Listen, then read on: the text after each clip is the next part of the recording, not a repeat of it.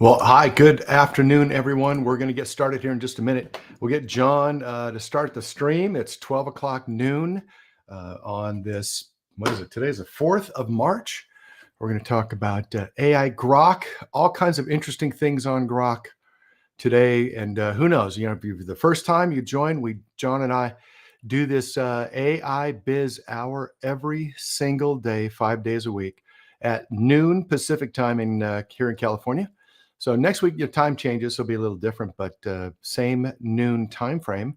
And as soon as John starts the space, we'll go ahead and get started. Otherwise, I've had some very interesting other ideas. Oh, there we go. He's going to get started. Let me go over here and redo this. Do a little login. Come on.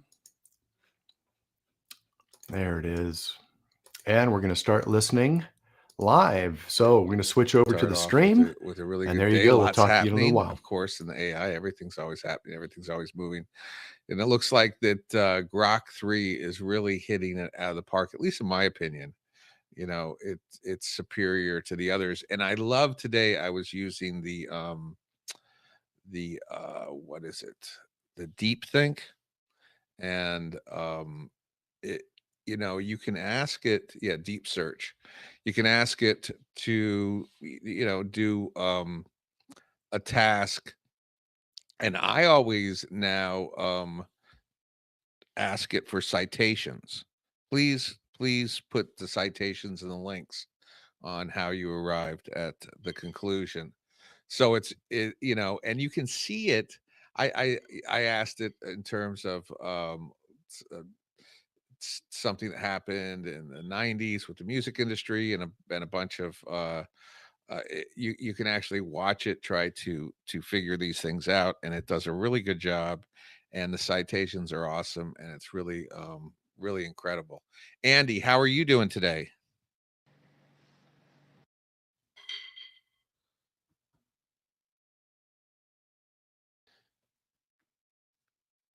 Did I come Andy, are you there? I don't hear you. I'm Let me switch my mic. How about now? Can you hear me now? Yep. Now you're on. I was going to say it's a beautiful Tuesday. It had some rain yesterday, but today it's lovely. And today we're doing the live stream. I'm broadcasting on X Live, YouTube, and LinkedIn under my LinkedIn profile. So we're going to try that out today and see how that works. So a couple new things we're adding, but every day we're trying to do more and better to bring everybody the best quality information you can. Make sure you join every single day or you're going to get behind. And as John says, you might lose your mind if you try to keep up by yourself and not have somebody like us helping and guiding and stumbling our way through the dark to show you the way.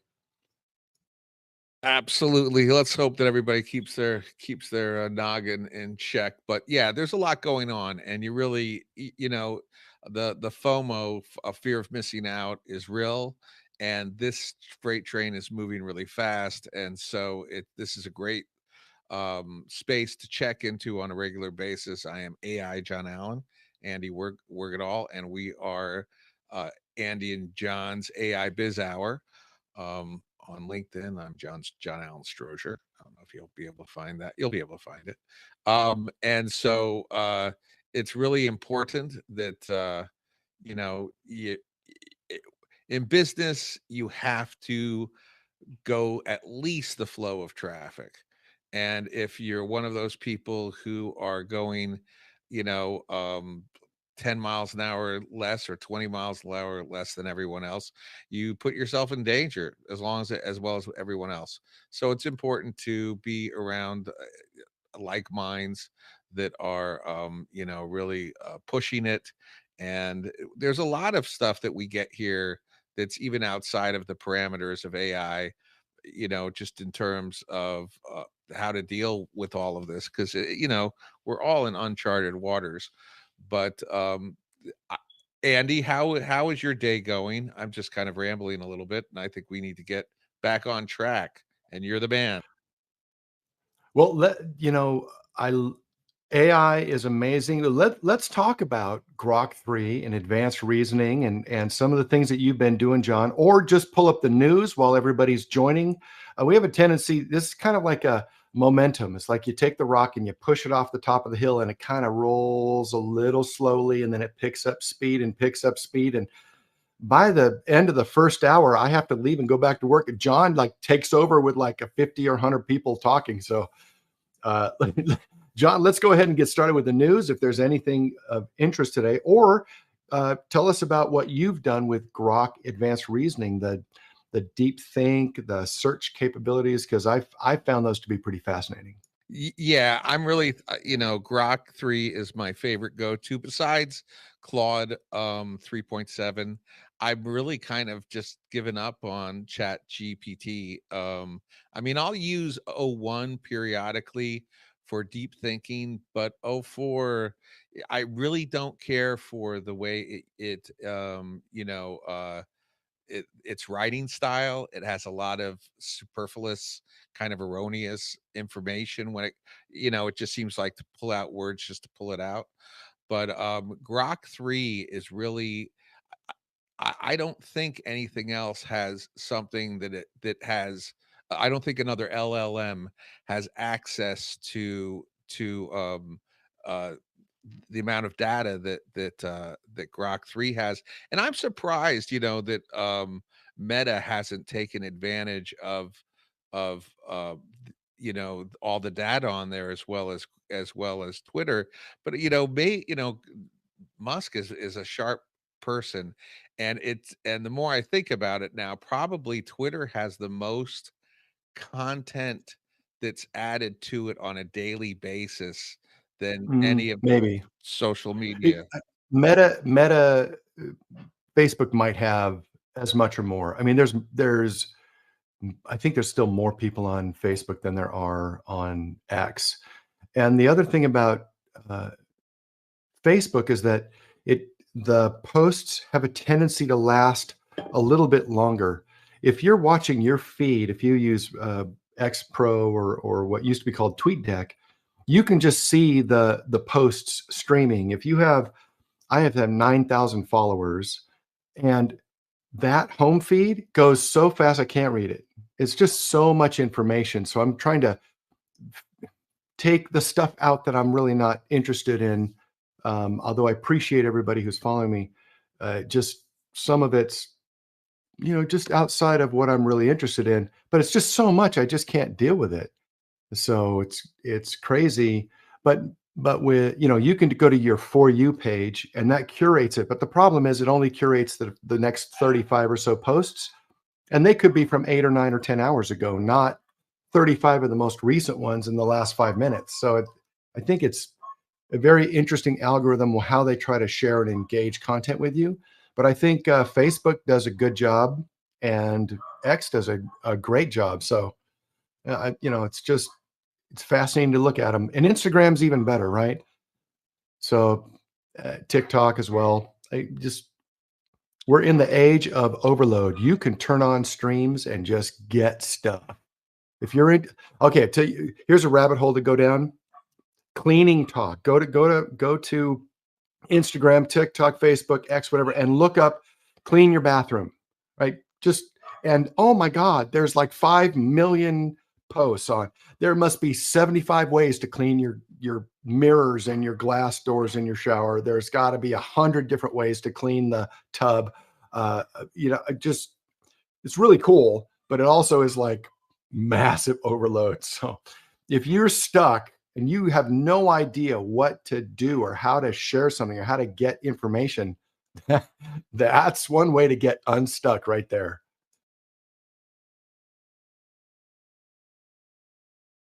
Yeah, I think the point that I was trying to make was that Twitter has more copy on it, churning out faster than the other social media. So I think that makes it the Grok output writing more human like, because I don't think that there's the same volume in ChatGPT doesn't have a social media thing where people are communicating one way or the other. I just find that Grok 3's writing is just superior to the others. But Claude 3.7 is very good at writing as well, which is really good, and it's the master kind of when it comes to coding. But Grok 3 is got really good coding capabilities as well.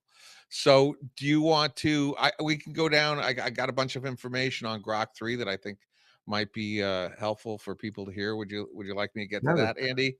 yeah, let's do it. And by Okay. the way, for those who just a little housekeeping while John's getting that ready, join the startup circle. Be sure to follow John and me. Join the newsletters. Sign up for that. Connect with everybody who's on the space. Integrate with them. DM them. Collaborate with them. Communicate with them. These are the people who are on the tip of the spear, right? We're way out ahead of the rest of the world. If you listen to this every day, you're going to get information you will not get anywhere else. And so you need to join, listen every day, follow us, join the newsletters, get engaged, take the mic, ask some questions. We don't care where you came from if you have no knowledge, like AI is letters in the alphabet. It was that girl on the movie in Star Trek a million years ago. Whatever. It doesn't matter where you are, or if you're a researcher that is building the next LLM or precursor to LLM or output or add on in a GitHub repo, wherever you are, join, take the mic, ask your questions. We're only as good as you guys are. So thanks for joining. We really appreciate it. Absolutely. So, this is an overview of Grok 3, and also anybody who's using Grok, it really, Andy and I are uh, y- the real value comes from in the space is the people that show up and that share what they're doing, because we've got a lot of really interesting people, and everything is a little bit of a piece of the puzzle because this is a big puzzle moving really fast, and there's no way that any one person can really master it. I mean, even Robert Scoble. Okay, sorry, that was client. Actually, I got to get to that. um Robert Scoble says that he has to use an AI agent to keep track of everything. So let's I think I'm going to give the mic to you for a minute, Andy. I might have to deal with some business, No, it's but okay. I got it. I got it. do you have the thing that I shared that has the whole news stories today? Did Can you you go to put it my in the chat, or did you put it in the back it's channel? it's no, yeah, it's oh, here. Let me it's on my other one, but I'll do it right now. Sorry, everybody. I don't mean to do okay. Now it's in the purple pill. Okay. Okay. All All right. righty, cool. Here. Let's go through that. I can start off there. All right. So while I'm looking at this, if you have any questions, if you have any concerns, if you want to raise your hand, join the conversation, just uh, click the little button and say, "Hey, I'd like to chat." That would be great. Let me turn this off.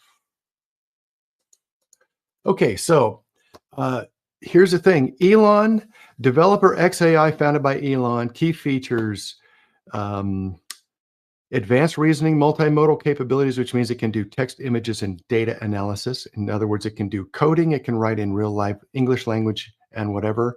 By the way, the the future of computer programming is English, not C++, not Fortran, not assembler, not JavaScript, not Java, English. Because you were to tell the LLM in English what you want it to do, it'll connect directly to whatever N8N or whatever library you're using to create the interface, and then the interface will actually do the LLM will do the work and build the thing you're talking about. But you have to use the language the LLM understands. Right now, it understands English better than any other language. So right now, the next development language you should learn is English. Become an expert English communicator. So, for those of us who grew up speaking English, you have to learn to be better speakers. And for those of you who grew up with English as a second or third language, you as well need to be better English speakers. All right, so let's see, detailed timeline, use case possibilities. So the Grok 3 advanced reasoning, here's a couple things. Analyzes real-time data from X posts, web reports, and shipping manifests, reasoning through multiple scenarios to recommend optimal routes for shipping and inventory adjustments. This is in the supply chain, quote unquote, supply chain, which really means I ordered bananas, and the bananas are going to be shipped to the warehouse, and then they're going to be distributed into the trucks and go to the 27 supermarkets we have. Okay. That's roughly supply chain.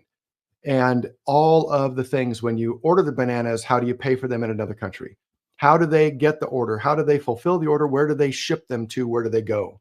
And then once they're in the shipping container or on the boat, where does the boat land? How do they get them off of the boat into through the tariffs and licensing and other details and manifests and everything else and import. They import that, now they're inside the country. They go through their quarantine period. They get put onto some shipping company, takes them, puts them into a truck, rolls them to some warehouse.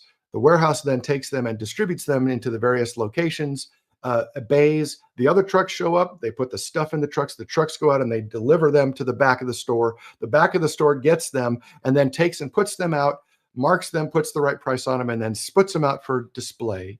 You walk in and think all this stuff happens by magic. You pick up your bananas and pay for your little bunch of bananas and go home and eat them. Or like our house, you let half of them sit and rot and you eat the other half. And then next week you go buy more because you know that's how many you buy. If you take all of those things and you can decrease the time by 1 day in every one of those steps, all of a sudden now the bananas get to their end destination into your house faster. If you can make things faster, typically, sometimes it's cheaper, but most of the time we pay for speed. I mean, if we didn't pay for speed, you could still ship by Pony Express and you wouldn't care and it would be free. Or you could give it to the post office for $5 and it goes there. But no, most people ship via UPS, FedEx, DHL, whatever, and they pay a lot of money to have it shipped overnight, shipped in 2 or 3 days. We even pay subscriptions to Amazon and other companies so that we don't have to then have a separate cost for shipping. They'll just bring it to our house.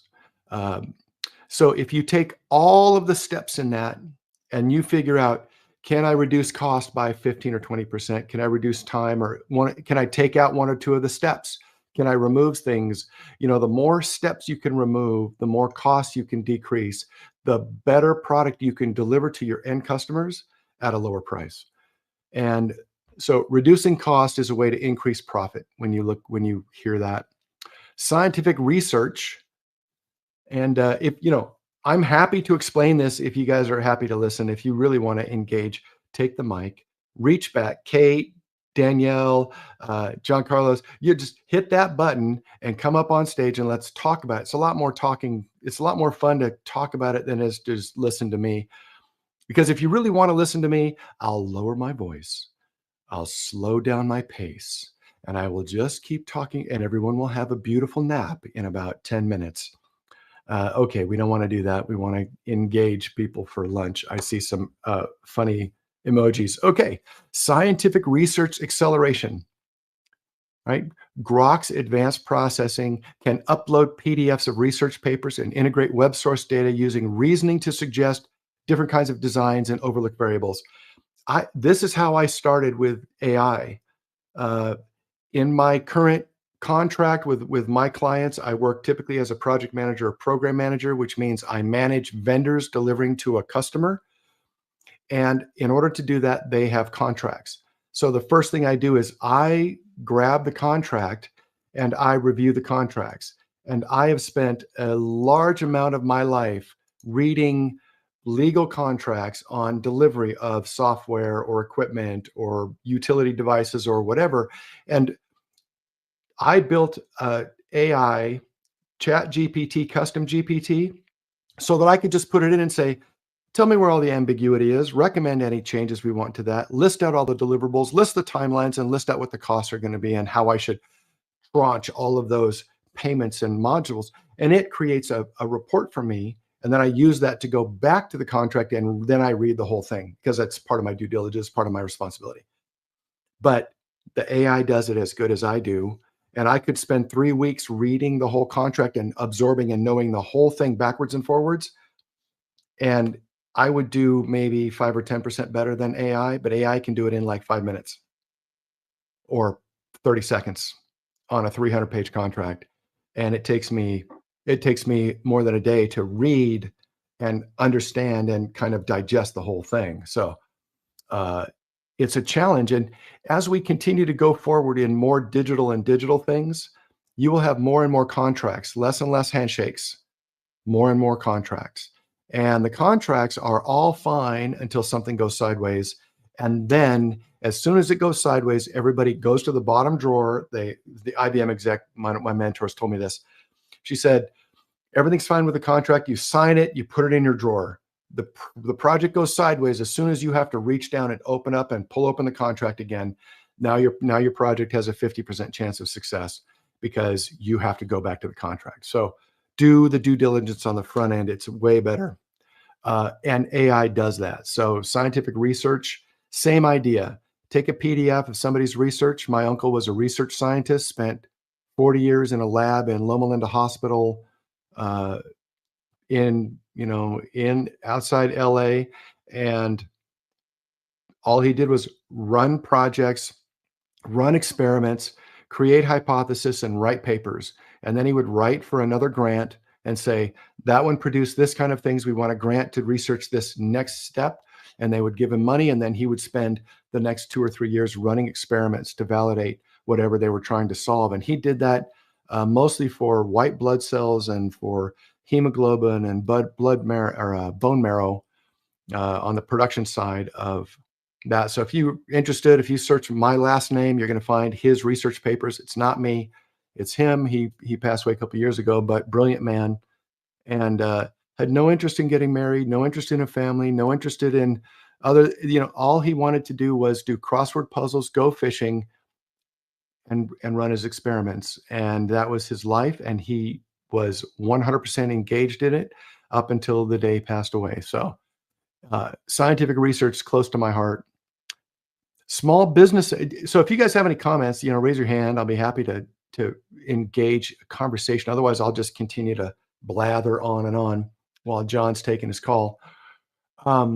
Yes, Danielle, thank you. You saved me Be careful what you wish for, buddy. and Okay. everybody else, by the way. Yeah. Okay. So I'll chime in. I mean, honestly, this has been a difficult hour, even though we're on the same, I think we're on the same time zone. I'm in Yes, either I'm in John or Sacramento. you, or okay. So we're both California.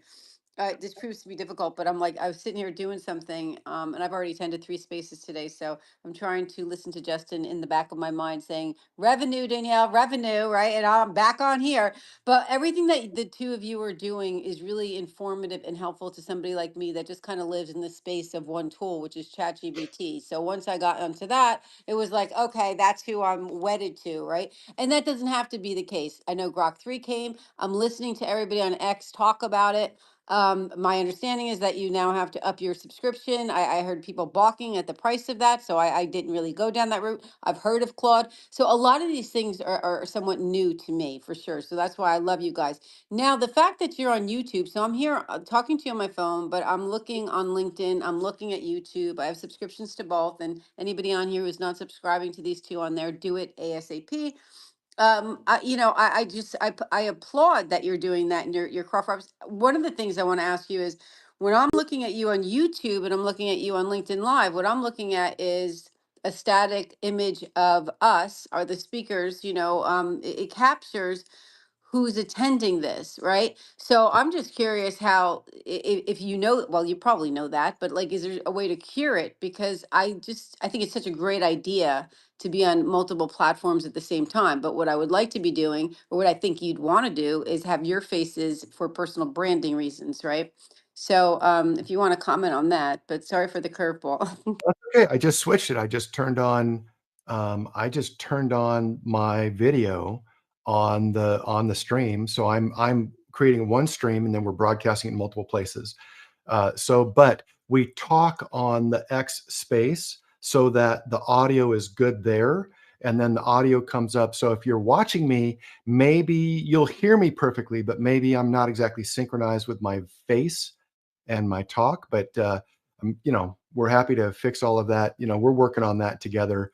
And yes, the reason that we're doing this is because the ultimate goal of this whole podcast is to create a podcast where we can talk about things interestingly every single day, cut that, put it on YouTube or, for storage and whatever, and say, hey, on, episode 2.51 or episode 81, by the way, this is episode 82.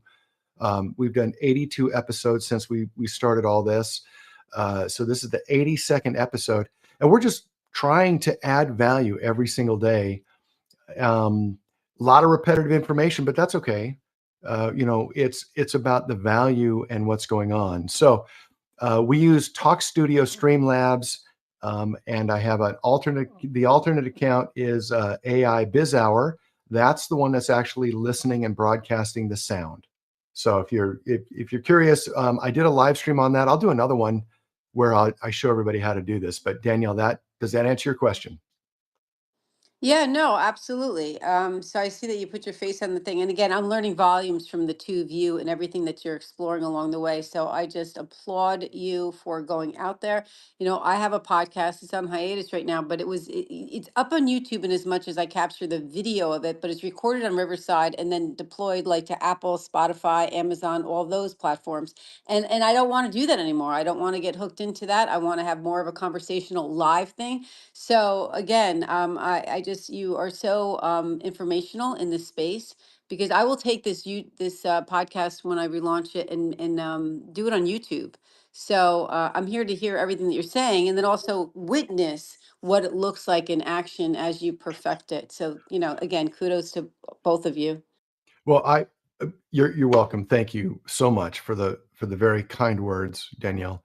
Um, my idea is let's have a conversation and record it. When we're done, we'll put some text in the comments of what happened, what day, whatever. We'll put the link on a web page, and then you can link back to it. So you can find it by searching through my YouTube channel or John's YouTube channel or the AI Biz Hour channel. You can find it on the webpage. You can find it wherever. You can find it on Spotify or Amazon or Apple Podcasts or whatever.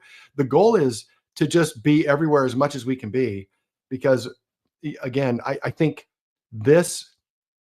my son is going through college and he is learning to be a developer. Cool. Awesome. Now, the challenge is that what is he going to develop on in 2 years? All right. So he's still got a year and a half or 20 months to go. When he's done in 24 months, what is the world going to look like? Because in September, we could barely connect AI to a database. And today, you can do that by connecting to about 15 different vector databases. You can just connect directly to a GitHub repo, put in the API, push the button, and bam, you have a data storage. And I even mentioned about 6 months ago to a number of my colleagues and said, okay, so I want to get a device. I want to put like a Mac Mini. I want to be able to have my own custom little LLM. I want to put it in my office, or I want to stick it in front of my company, connect it to all of my SharePoint and say, can you tell me everything about my business? What's my projections? What are my costs? What kind of clients? Who's my most optimal client? What is the biggest thing? How is this marketing stat working? Is this not? What about payroll? What about billing? Am I excessively spending on expenses or not?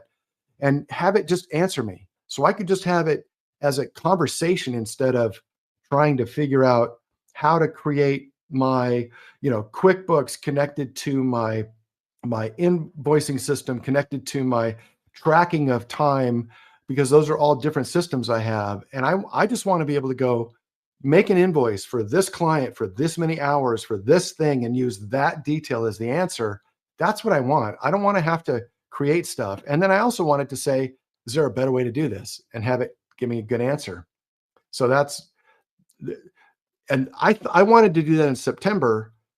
We couldn't really do that until like January, but now we can do it. And now I'm getting pinged by other companies saying we can do this cool thing. So it's, we are the cutting edge and it's just going faster. Anyway, I'm back now, Ann. okay. Just like, Yeah, I saw the emojis. Kate, you have your hand up. Well, yeah, I was just trying to rescue you if you needed it. I have some notes. You guys are too. so kind. Thank you so much.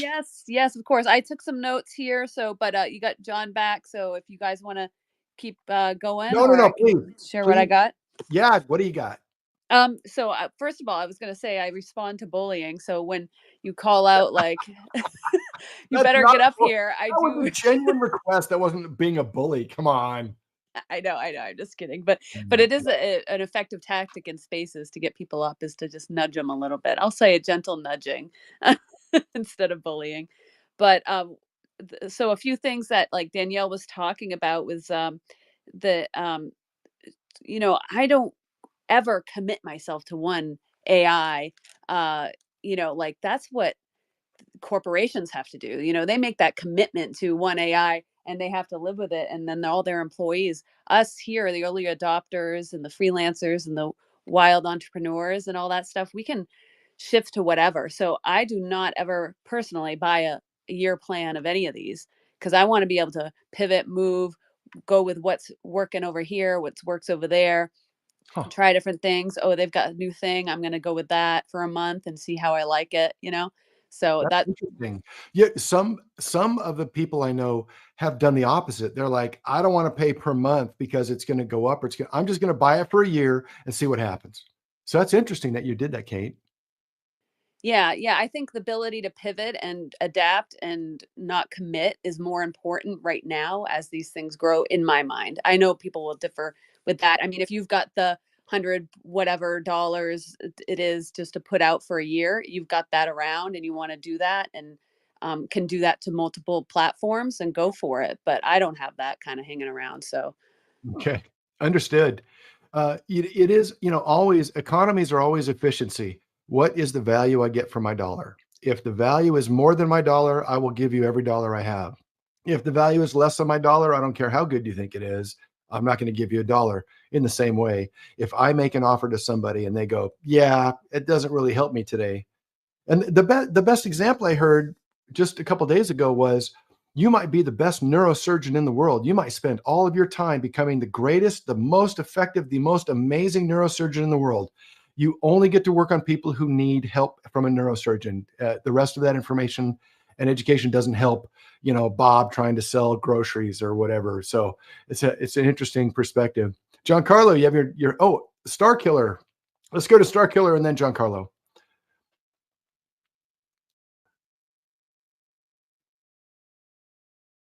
What's going on? Sorry, I heard that backwards. I actually just wanted to comment on Kate's statements there. I'm actually of the mind of I would just rather pay monthly because maybe some of them were like $100 at some point for the year, but like, I don't think that's really the case now. But they just changed too quick. I'm happy to, I suppose, pay whatever small premium whenever they decide to change their prices and whatnot. But at the end of the day, then if I don't like the value that I'm receiving for the price increase, then I'm gonna cancel it. And so the way that I look at that is like, cool, I could potentially save up front by getting like these annual plans, but I'd rather just kind of wait it out, especially since everything's still emerging and whatnot, and then just see like which ones are going to be the better ones. It's looking like you're basically going to have kind of like three main AIs that you'll utilize, whether that be for coding, whether that be for writing or content management, and then maybe like a separate one for, as a general assistant. But between those three kind of main components there, it's going to be tough for the competition to actually remain as fierce as it is now. So I'd rather just kind of eat my popcorn, watch them duke it out in the stadium, and then invest my money in the winner. So that's the way I see that. Yeah, it totally makes sense to me, especially since, let's see, in December, we didn't have DeepSeek, and then we did. And then who knows what the next one's going to come out with, and who knows what, things are going to be there. I think it's not linear. I really believe that the growth is exponential at this point. we're standing on top of the shoulders, on top of the shoulders, on top of the shoulders of giants. And just because OpenAI created the model, that they basically took the ideas from IBM's Watson, who took the ideas from a bunch of other stuff that was machine learning way back, way back. The only thing that's really done is we still have the same search, right? It's still the same Google repository of data, or Bing repository of data, or DuckDuckGo repository of data. They're crawling the same internet. The difference is now we have a natural language processing model in front of it. So you can just talk to it like a person instead of having to learn a very specific set of commands like you do to Google. Because you literally can get the same kind of information from Google if you learn how to put in, how to parameterize your query using, some kind of Boolean searches. But most people don't know that or don't learn that. It's a lot easier to put natural language processing in front of it and say, can you give me all of the nail shops within 5 miles of this location? Oh, and none of blah, blah, blah, and none of the, and not this one or not that one. Just give me the rest of them, and it can do that. So I see Star Killer's back. Did you want to unmute and say hi? Hello, yeah, and don't worry, Andy, you're not a bully, but we are mansplainers. My wife said something funny to me. She was like, I have to remind everyone, just because something exists doesn't mean it's bad, she was like, you're helicoptering me, and I was like, what is that supposed to be a bad thing? I love helicopters. I wish I could be a helicopter. So, all right. Anyway, yeah. So, uh, I did change my name to Starkiller because that's where I like my alias to be. But everyone here is always welcome to call me Sean, as you know. So I did change my little profile name here, but it's my Star Wars name or music name, with either one. But I was wondering actually what reasoning was. So Grok has two new capabilities, and I've used them pretty. Think tends to hallucinate a little bit. I don't know if anyone's had that experience trying the think mode, but it tends to hallucinate. And also, I came up to say that John or Andy, I forget which one of you takes a walk, but this is also my walking hour. So I get my walk in. I used to ride a bike. Then when I lived in San Francisco, working on VR technology, um, I used to ride a longboard a lot. So I went down all the big hills on a longboard in San Francisco. It was a lot of fun, but I really miss Heelys, and that's my last kind of like throwback. But yeah, what is reasoning, and also why can't I, for instance, tell? Because of reasoning, by my definition, would sound like, okay, so I can reason my way into learning how to solve a Rubik's cube, or I can reason my way to learning humans have 5 fingers, but then AIs will still give us 6 fingers, or not give us an accurate picture of a Rubik's cube, or particularly why I find it interesting or reasoning interesting is because I would like to use that to make my agent or AI reason drums and hopefully find a good pattern. So I hope my question is pretty simple. What is reasoning? I Go ahead. Okay. Yeah. Thanks for taking the wheel here, Andy. I hadn't call. It wasn't an emergency. It was just it was a call, but they're really good, important clients. So reasoning at its core is just thinking logically. When you use the deep seek feature or deep search feature with Grok, you can see it reasoning. I was doing this today, and you can it was searching for something, and it said, well, I can't find the information through this thing. Oh, I'll try this other query. So its advanced reasoning means it doesn't guess or spit out quick answers based on patterns it's seen before.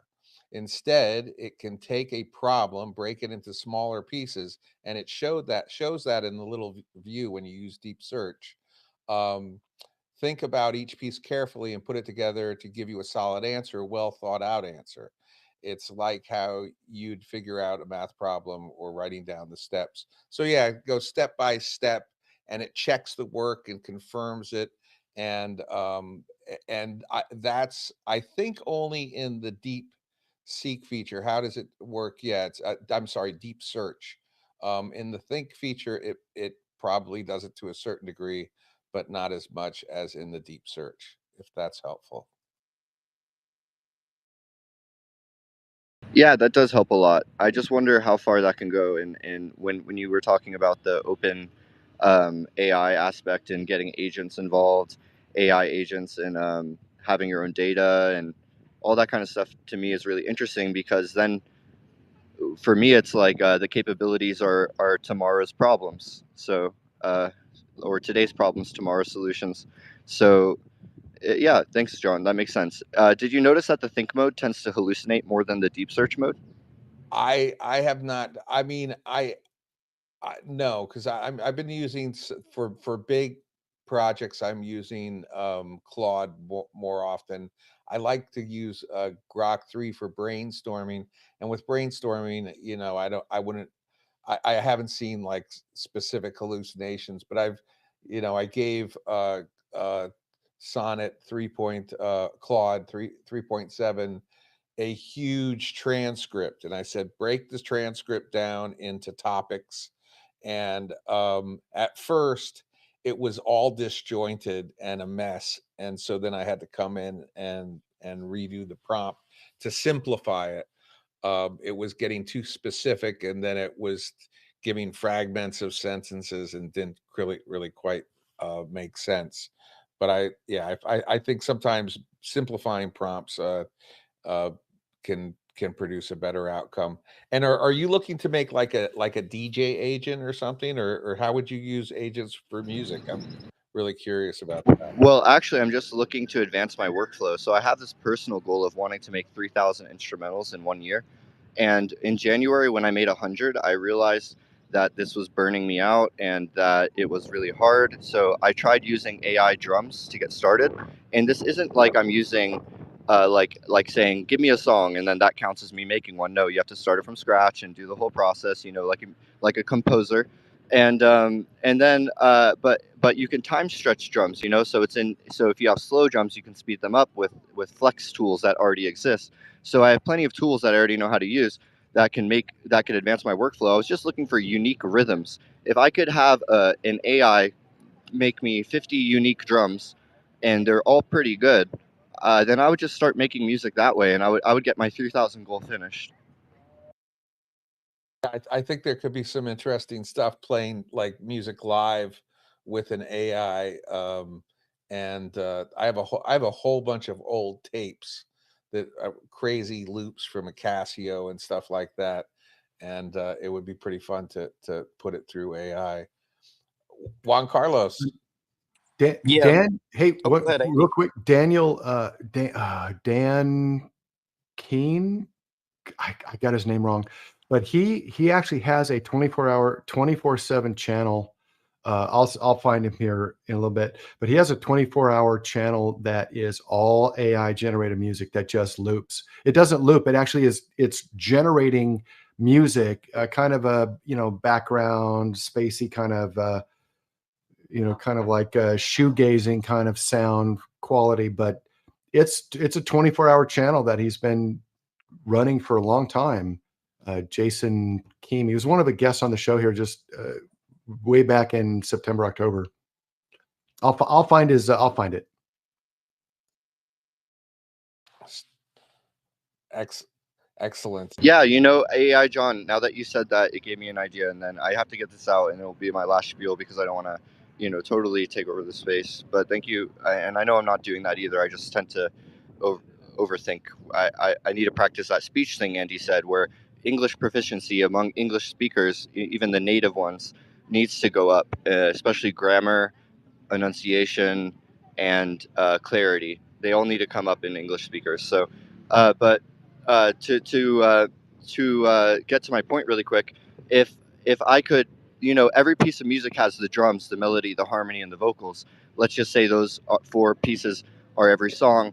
If I had an AI that did a job like a composer, where it took out pieces or remixed pieces and did that 24/7 to my music, just if I fed it each individual sound, then I would do that too.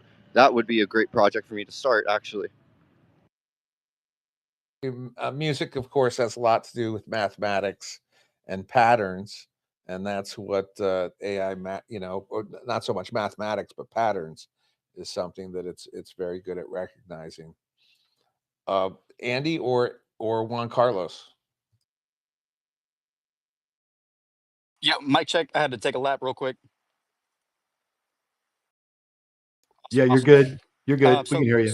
Star Killer, I wanted to touch on that the hallucinations of think that does happen. The reason why is because it just doesn't have enough context. You do want to give it um, just fully contextual prompts if you're only going to be using think. Quite frankly, I didn't even want to waste time with that because that kind of defeats the purpose of me using that feature. So what I do to mitigate that is I go into deep research with whatever I'm trying to look for. I get all the research that's necessary. That helps me create a more curated prompt, and then I feed that prompt to think. Now it has both the prompt plus the conversation context of all the deep research, and that usually yields me a lot better results.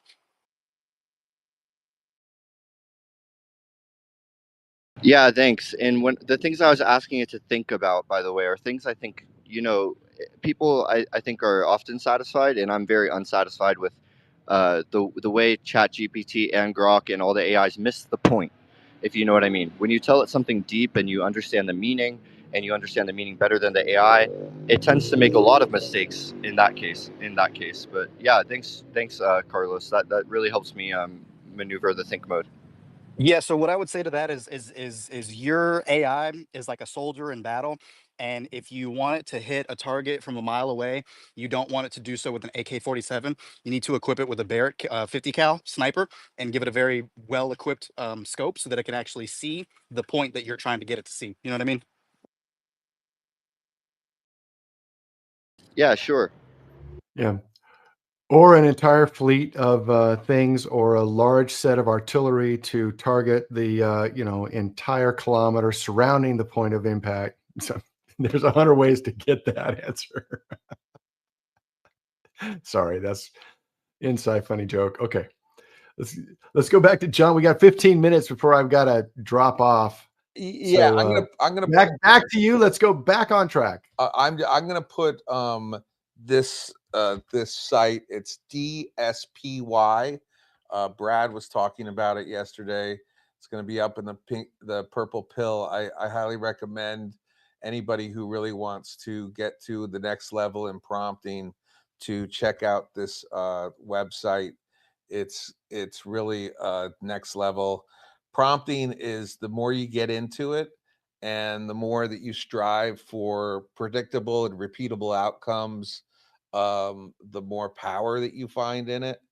It's really fascinating science to really get into, because it can really turn, in the beginning I was just putting in mundane requests, and when you bring it up quite a bit, because it can have the level of programming for these things.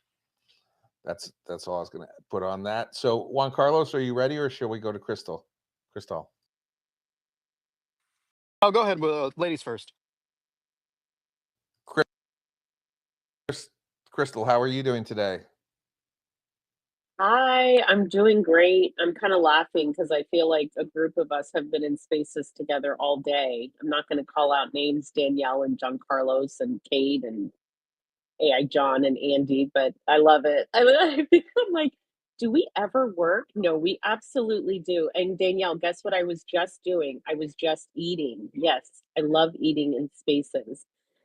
It's raining here, so I can't get to my car. So I decided to have a chocolate chip cookie and join the space. But I just wanted to ask a question because I'll admit I have not yet used Grok. I mean, I haven't used Grok in months because I'm such a loyalist to ChatGPT. And so I'd love to, and I know I can just, don't give me the sad face. I'm sorry to disappoint you. I've just done so much in there, like I have projects now for all of my clients in ChatGPT, and I've really built so much with the conversations. But I'd love to know. I kind of have two questions. One would be, do you have a preference when it comes to creating content? Because as you all probably have heard me talk about before, I love using transcripts to create content. And so I'm wondering if you've seen a difference in content creation between Grok 3 and ChatGPT. Like, would there be a reason for me to go to Grok 3?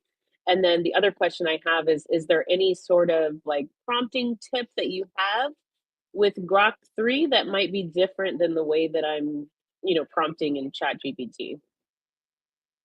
Y- I I have So, I have okay, so for strong preference. I use ChatGPT all the time, and I had to we talked about this yesterday, actually. I was resident to leave ChatGPT because it had my whole history of prompts and everything, but there is a feature on the upper right-hand side where you can download all of your interactions with ChatGPT, and I would periodically recommend everybody do that, especially if you're using business, just in case, who knows what can happen. But, you know, I fortunately, I have a tool, it's called, My AI Tutor, where I get every LLM there is. And so I can be working on the same thread and switch from Perplexity to do specific online marketing research, and then go over to, OpenAI o1 for some heavy duty thinking, and then do Claude Sonnet for some great writing, all within the same thread, which is really fun and powerful. And so I moved from ChatGDP over to that platform just because it has all those capabilities. And in terms of prompting, you know, I've gotten to the point now where been a couple people on this space who are really, really, really advanced at prompting. And if you go to my account, there is a post I put up there from you'll see a house, and there's some pretty advanced prompting in that post. I'll put it in the yellow pill. But there's if you want to ask about taxonomy, and in the old days you go to the library and you would get a card, and you would, like, if you want mountain lion, it'd be mammal, and then it'd be feline, and it'd be North America. And so you use all these categories and elements of things to drill down on something very specific. And if you get into language and like the level of understanding of how words are categorized and what they mean, and then transfer that to prompting, that can be helpful.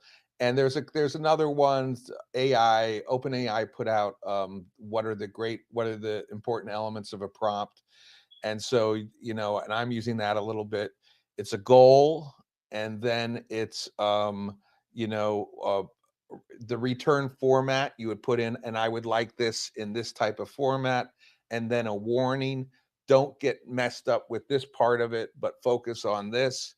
And then they have a context dump, or you can basically say, this is basically, if you find something that is achieved what your outcome is, and you give an example of that in the prompt, that also helps. But it's playing around with these things. Andy, you're you're doing a lot of stuff. What have you found in terms of prompting? um, prompting is the secret sauce, of course, like always, right? Like I mentioned earlier, and like I've said every time, and I'm going to continue to say it until somebody, or something replaces it, proves me wrong. Asking a better question gives you better results, right? And prompting is the question.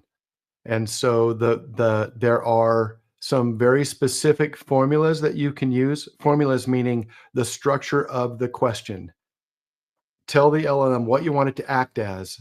And remember that the prompt engineering perspective is simply to eliminate all of the extra stuff and just focus on the one thing you want it to figure out, right? So if you want to just learn the best banana cream pie recipe, you say, act as a dessert pastry chef, a 3-star Michelin pastry chef. Identify the ideal ingredients and recipe. Tell me what type of materials or what type of equipment to utilize to produce the very best banana cream pie recipe. And can you please format in the following way? I would like the ingredients first. I would like the equipment second. Then I would like the recipe. Then, if there's any additional notes, add that to the bottom. Before you do the searching, can you please tell me if there's a better way or if I've missed anything in this prompt? Those are the kind of things to do. So the first one is tell it how to act in what capacity, and always tell it to be an expert in something. Then the second thing is to say, you're trying to achieve this objective.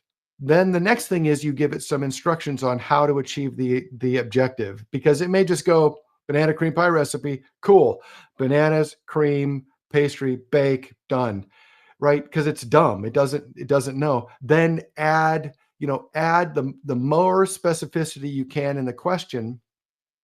And remember, when you ask a question, you want to ask a boundary question, not a specific question. I'll give you an example.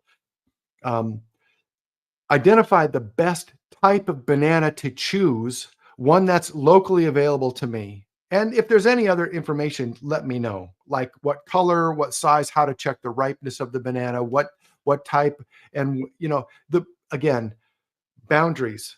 If you say, tell me exactly how to make banana cream pie with plantains that I can get from this store on this date, it's going to go, sure, here's the answer. And it's going to be crappy banana cream pie because plantains don't taste as good as bananas. They don't have as much sugar.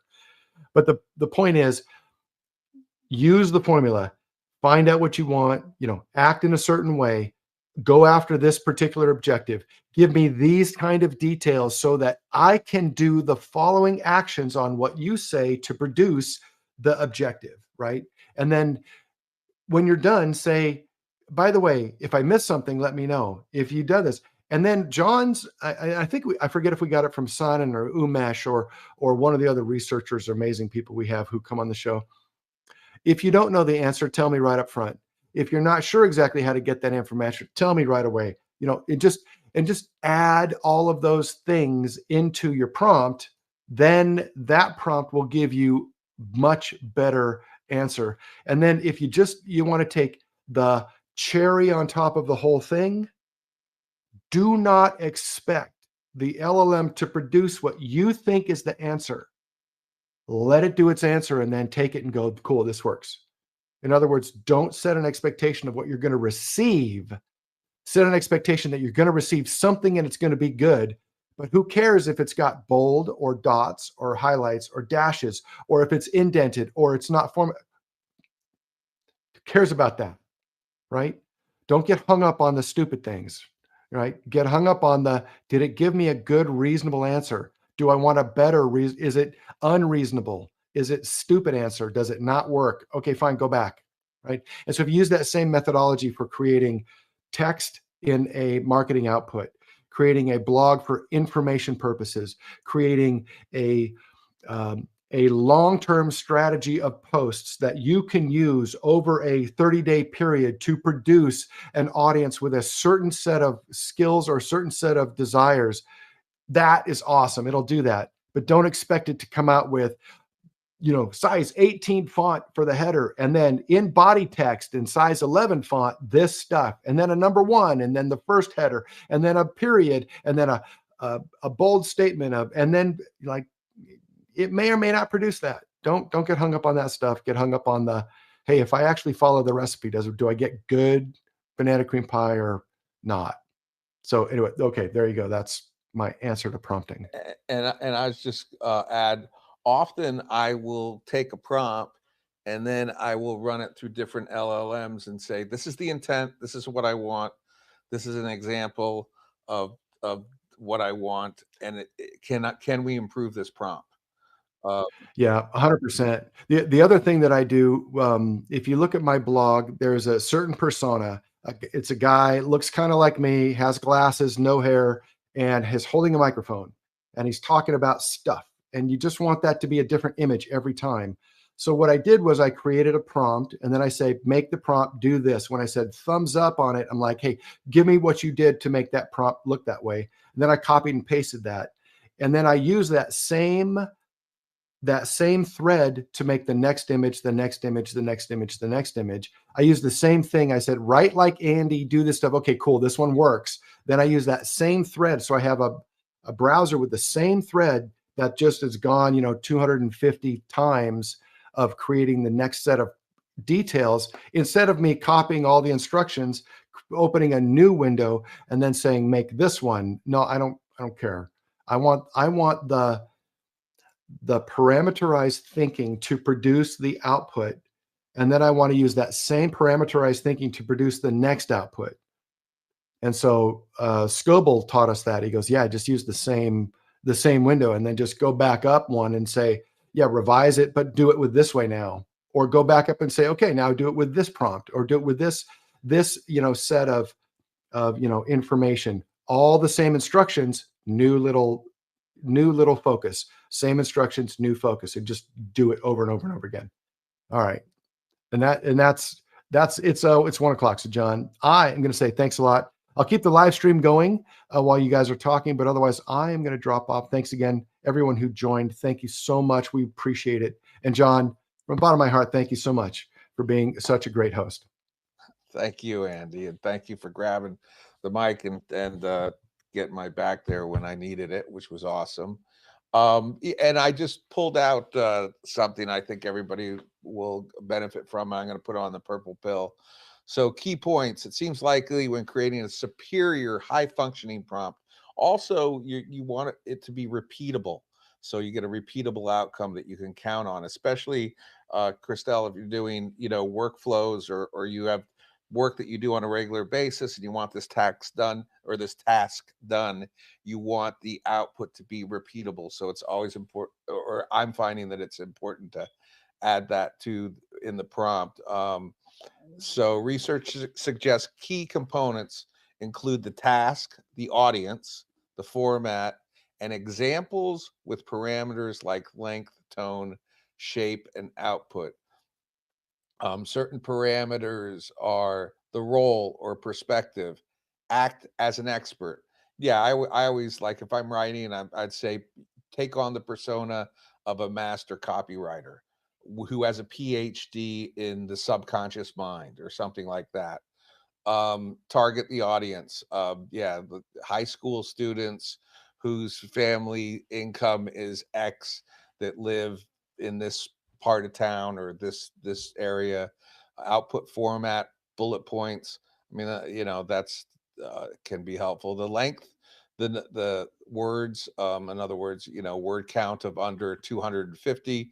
Yeah, actually, I was doing this today where I said I just want a concise 3 or 4 sentences, and it gave that. But then I was using a Grok, then it also went into detail about everything.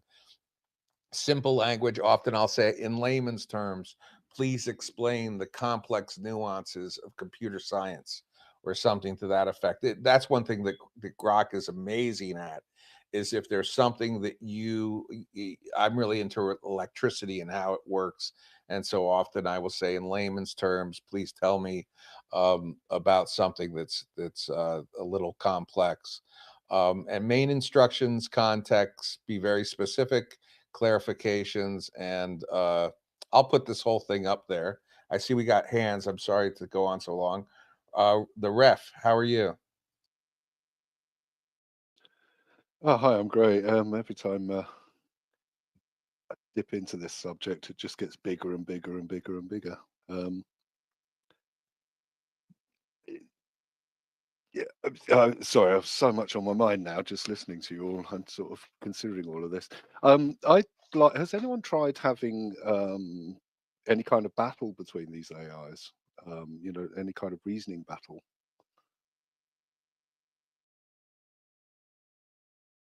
I have a tool where I can put in one prompt and see multiple outputs from various LLMs at once, and it's really helpful to see that. You can really identify based on what your desire is, what is the better LLM for that specific task. And I was shocked. I saw working on a book, and it's 67-page output, and Claude 3.7 was just way above everyone else, and that included OpenAI 1001. I was really impressed. Yeah, I'd quite like to see, don't know how to describe it, but to have a couple of AIs or even the same AI, two instances of the same AI, assume different philosophical positions on a subject and then argue it out. So here, Nietzsche arguing with Plato on, the nature of existence or something, and just sort of watch it play out between the two of them. Is anyone doing anything along those lines? Actually, Andy and quite a few people through Chat GDP have created like a boardroom where they would put like take on Thomas Jefferson's persona and would create kind of a persona of Thomas Jefferson or a persona of whoever your great thought leaders are, and then have a conversation about a certain topic. And I've heard multiple people who have done that. I actually Andy let me use his prompt once on Chat GDP, but that's happening quite a lot right now, I think. Yeah, another thing I like the idea of an AI jury sitting as 12 AI jurors hearing a case and having them argue with the actual human jurors and see if they actually come to a different conclusion based on the evidence as it's been presented. I'd love to see the outcome of something like that. I truly believe that it's some, if we do have sentient AI, which may or may not be possible, but at this point there needs to be humans. It cannot just run on its own. It is incapable of doing that. But if at some point it does seem to be able to produce outcomes that are consistent, that don't have to be babysitted and watched over, yeah, I think that there's a lot of functions within society that might be done better. But then again, if you use any of these models, less so than before, or actually, you can see biases show up, and I guess in a court of law, we wouldn't want that. Juan Carlos, or if you want to add some more to that, Ref? No, I see a courtroom as a just a fascinating AI concept because the law itself is written, but then it has interpretations. But then the judge is meant to sit there as this unbiased entity running the show. And in some ways, I think an AI would do better as a judge running the show because there's a little bias into what objections they'll allow or not allow. And I wouldn't suggest let them run the show, but it'd be interesting to see it paralleled, you know, two rooms side by side, the actual court case and the AI court case with this exact same evidence, and see how it plays out. I'd just like to see that as an experiment. Yeah, no, I think that the the best is a collaboration experience, where the human being is the final arbiter, but you have great AIs serving the same purpose, and or even or challenging, what have you. But collaboration seems to be good so far, but the future is very wide open in terms of all how things are going to play out. Yeah, Juan so Carlos. yeah, that took a little bit of a different turn than I thought. I was going to say though that before I properly understood your question, which those are interesting ideas. We'll probably see something similar at some point. But in the interest of having two AIs, kind of compete against each other, if you will, at the most accessible way that I know how to. One method I have to actually test and see if it will allow me to do so, which I can't think of any reason why not. But I would imagine if I hop onto a screen share voice chat with ChatGPT on my phone, and then hop over to Grok, and then go through my questions and whatnot with Grok, I'll obviously have ChatGPT in my ear, being able to see what's going on, and then ask for its input and kind of get live feedback, like, hey, what do you think about this answer, or where did it get these things wrong? But then in a more fluid and one way that I actually know works is same thing that I do with deep research. And then like if I do deep research inside of Grok or GPT, and then I follow it up with a think prompt. I'll sometimes, if it's a really complicated topic, or I'm working with a client on something specific, I'll take that deep research from one model, bring it over to the next model, uh, give it that to analyze, take the output of the analysis, use that to do another deep research in the secondary model, use the think function if I took it from GPT to Grok, take that output, bring it back to GPT and say, hey, I took your output and Grok said this about your output. So it's a little bit of a work, but honestly, once you kind of get used to it, it's just a bit of copy paste and keeping some browsers open. But that has been the best way that I can find to utilize multiple AIs at one time, so to speak. And it's just yielding me a lot of different results that, quite frankly, before deep research, I wasn't getting. So that's a very underrated feature right now. But I just wanted to take this opportunity also to say I got to hop down, tend to my wife, and y'all have a blessed day. Thank you so much, Andy, for having me up, and we'll see y'all tomorrow. Thank you, Juan Carlos. Congratulations. Always bringing a lot of great information. Kate, I was wondering, have you been using AI a lot for your day-to-day work? I know you do marketing and websites. Have you been using it to code at all, or do you code? No, I mean, I can, but geez, the tools that are available for us now with a lot of these website platforms, like I code less and less. So I don't use it for that, but I do use it every day. Constantly trying the different AI models. I'm using it for my client work.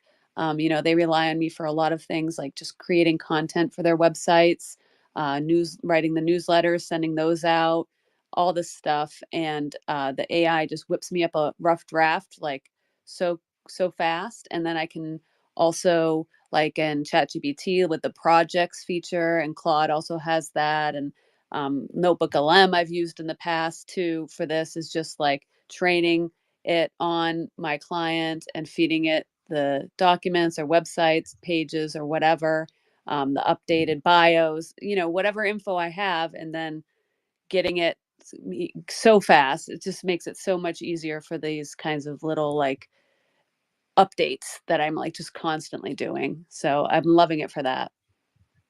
I'm actually reading. Al, can I put my perspective? Like, if you'll allow me. Yeah, we usually put the hand up and everything, but how are you doing? I'm not doing well, but still. Will you allow me to put my perspective with regards to this discussion? Yeah, I was going to respond to Kate, and I would like to do that for a minute.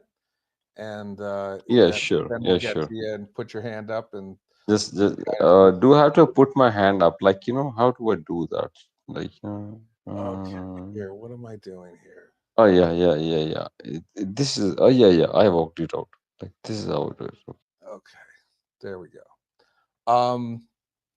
So Kate, I'm looking at doing a site with Next.js, and I was wondering if there's anybody else who's used Next.js, just because I was shocked when I went to Grok when I went to Grok, and they were telling me the cost of that, even though like through tech and schools, I built one, and I'm just a little concerned hosting it on Excel or anything.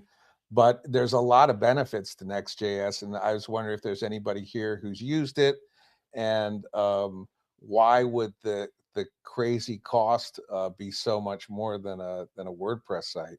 Are you familiar with that at all, Kate? I'm not fully, I've heard of it before. Is it one of these that you kind of just tell the AI what you want and it builds the website for you, framework and all that stuff? Or what exactly is it doing? It's kind of like a website. It's super fast, and you can make it look just like a website, but more, it has features of an app, and it's Oh, okay, I got you. Yeah, quality stuff. I've tinkered around with a bunch of these, and I haven't found one that's like that problem solving tool that will like whip it up in a reasonable amount of time, have the app ready to go, and not just suck my soul and life away. But I'm totally open minded for anything that anyone that comes up with something that's actually usable. A lot of these just seem to be like, I don't know, proof of concepts and not really fully developed, in my opinion. Excellent. Yeah, I slap stuff all the time. So I'm just the next I saw a quote for NextJX website, $40,000, which I thought, which is, it's 4 times the cost of a custom made WordPress site. And so I'm wondering if anybody's doing that or if that price is even realistic.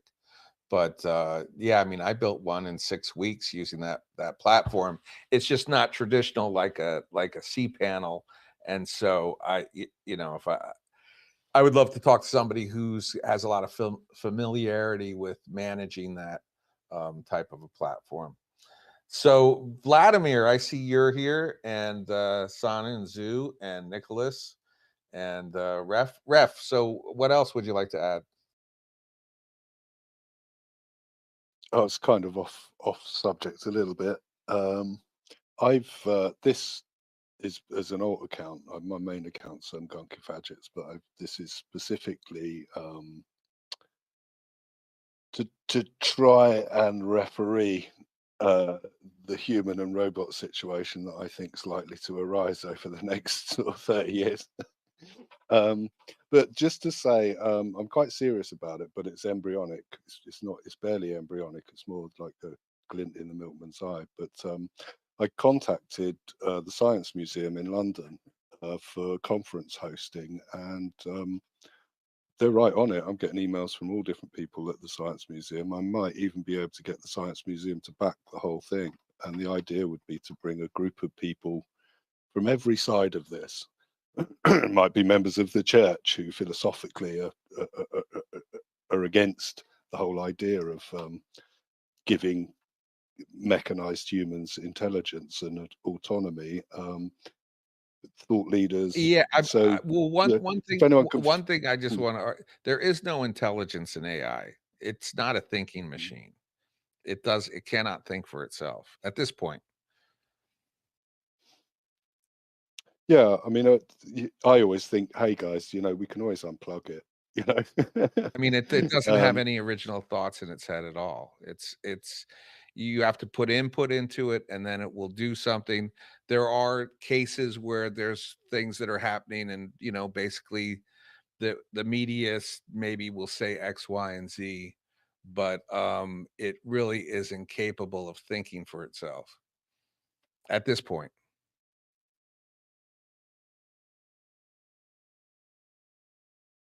yeah, but I also see it as, we have laws, we have written laws, we have libraries full of rules, and yet somehow or other they don't necessarily get followed in all cases.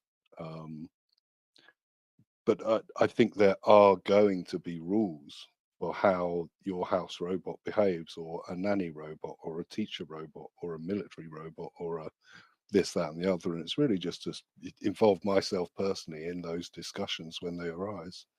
But it's embryonic. I'm just sort of jumping into spaces like this, asking the odd question and just listening and sort of trying to just get my bearings on the whole thing. Yeah, it's a lot to absorb, and it's moving really fast. And we all know that, like, there's anytime you have a business and you're trying to sell a product, you are trying to make as much attention towards it as possible. And also with the news and everything, if there's conflict, there's a couple things in marketing that you can add to an element of something to make it where it gets more attention. And so with AI, that's one of the things that's really important for people to understand, is like what it's really capable of and what it isn't.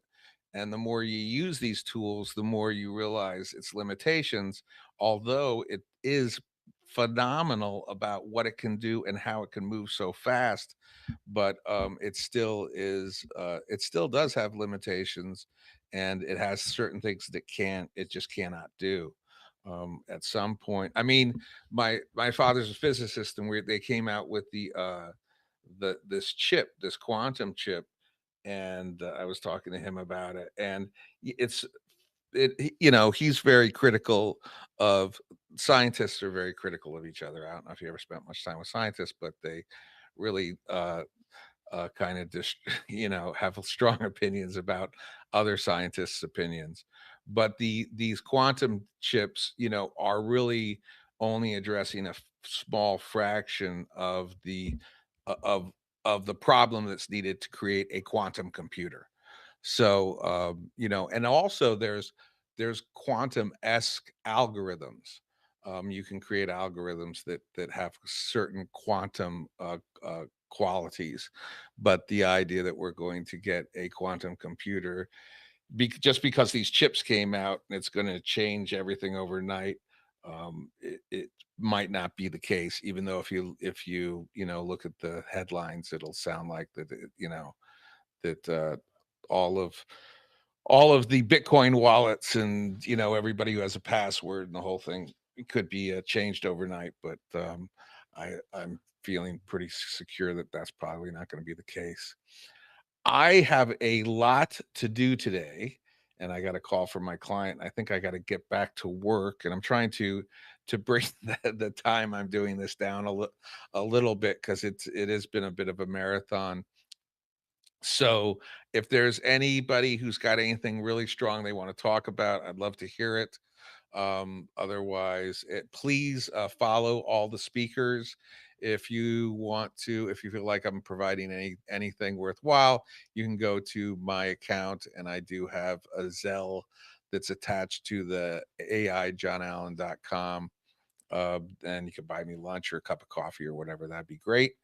If you know of anybody who has a company that would like to be promoted on this space or sponsor the space, that would be wonderful as well. And I think that we're building a community here. I think it's really important that people that this community is strong in the sense that we're all learning from each other, and there's a lot going on, and it's a big subject right now.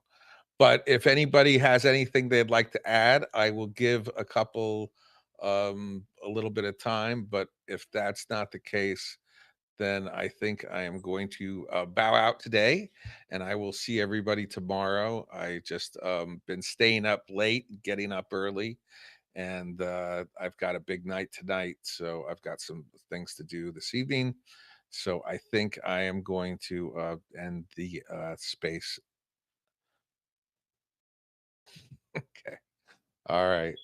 And we'll see everybody tomorrow. And thank you so much for showing up. And this space is only as good as the people that show up. And it really helps, that we have a really amazing quality of people. Zoo, Sana and Kate, Andy, Julie, Raru, Brad, uh, who else is here? Jack. A lot of good people. Market's always showing up. The people, Becky. A lot of people show up here on a regular basis, and really, really appreciate that because that's why we're doing it, and I think that we're adding something. So thank you all so much, and we will take off, and we will talk to you all tomorrow. Thanks.